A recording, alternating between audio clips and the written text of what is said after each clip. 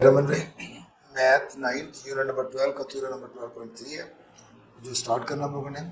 वो कह रहा है right bisectors of sides of a triangle are concurrent, यानी जो बाइसेक्टर है ना, लेकिन राइट बाइसेक्टर्स यानी जो हमारे पास तीन साइड्स हैं, तीनों के राइट बाइसेक्टर जो है वो कह रहा है वो कॉन्करेंट हो गए। तो क्योंकि हमने ए बी का बाइसेक्टर, बी सी का बाइसेक्टर और ए सी का बाइसेक्टर कॉन्करेंट करने हैं, तो पहले जो गिवन होगा वो है ट्राइंगल ए बी सी। अब ट्राइंगल ए बी सी ले लें, इसमें ए बी का राइट बाइसेक्टर ले लें, बी सी का राइट बाइसेक्टर ले लें और सी ए का राइट बाइसेक्टर ले लें। तो पहले हम ले लेते हैं ए बी का राइट बाइसेक्टर।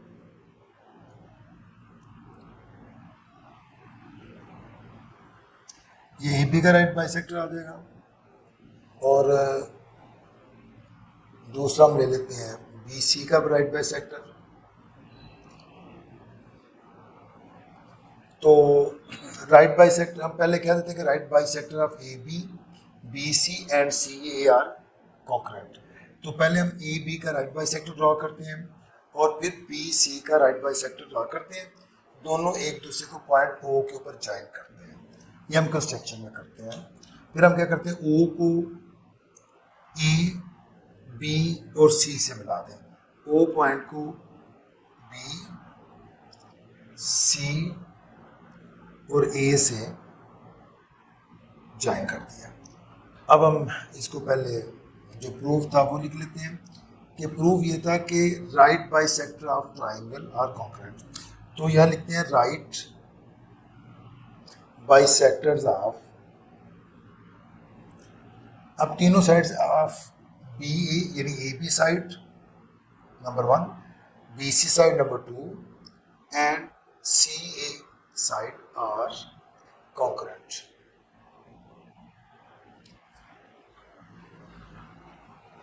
कंस्ट्रक्शन हमने क्या किया कि हमने सिर्फ ए बी का बाइसेक्टर लिया और बी सी का बाइसेक्टर लिया। तो हम लिखते हैं draw the bisector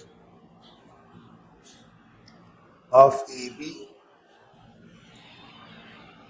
and B C which meets each other at point O, join O to A, B and C। ये हमारे पास कंस्ट्रक्शन हो गया कि हमने क्या किया, पहले ए बी का राइट बाइसेक्टर लिया, मीन कि ये जो है ना उसका वो राइट बाइसेक्टर है, सेम एज आपने इसका ये राइट बाइसेक्टर ले लिया बी सी का। तो ए बी का राइट बाइसेक्टर, बी सी का राइट बाइसेक्टर, जब इन दोनों को ज्वाइन किया तो वो ओ पे ज्वाइन किया, फिर ओ को ए बी और सी से मिला दिया।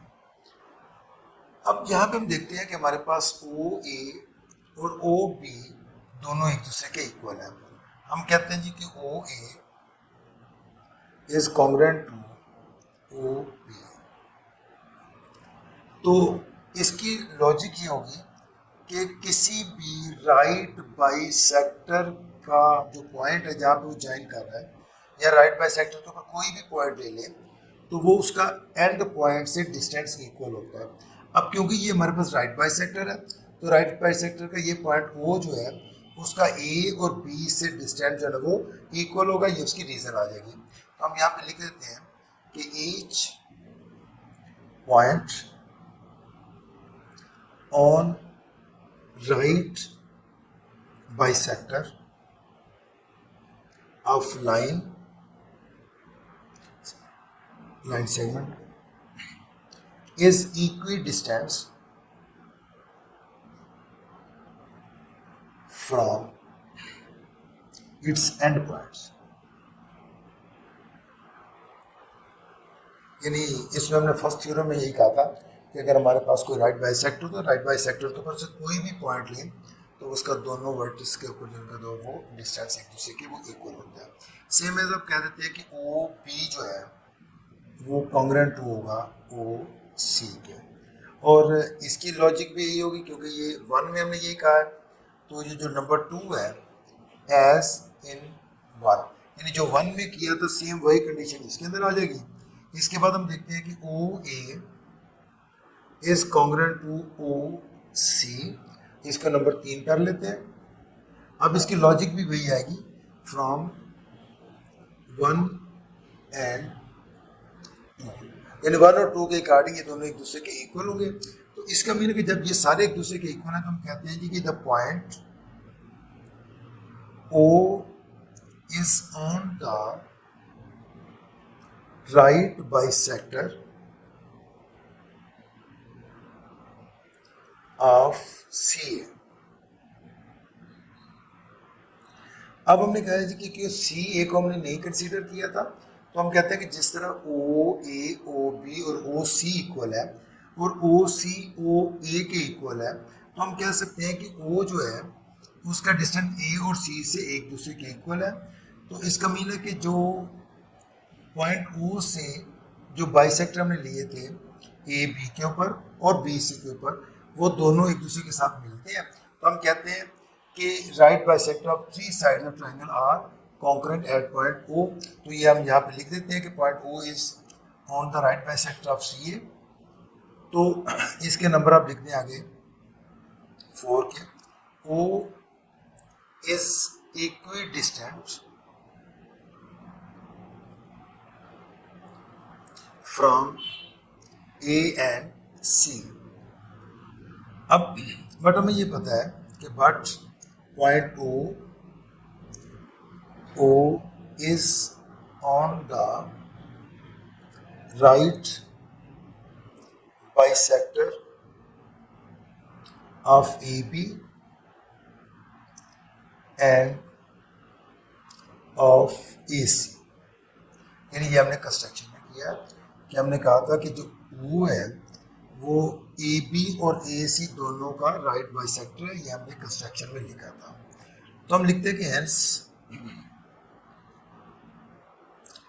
the right bisectors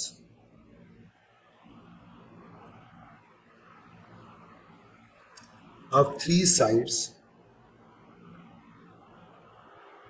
of a triangle are congruent at O। यानी हमारे पास जो प्रूफ यही था कि O जो है कि वो O जो है वो एक ऐसा पॉइंट है जो तीनों साइड्स का राइट बाइसेक्टर है। तो ये आपका तीनों कंप्लीट हो गया। अल्लाह हाफिज़।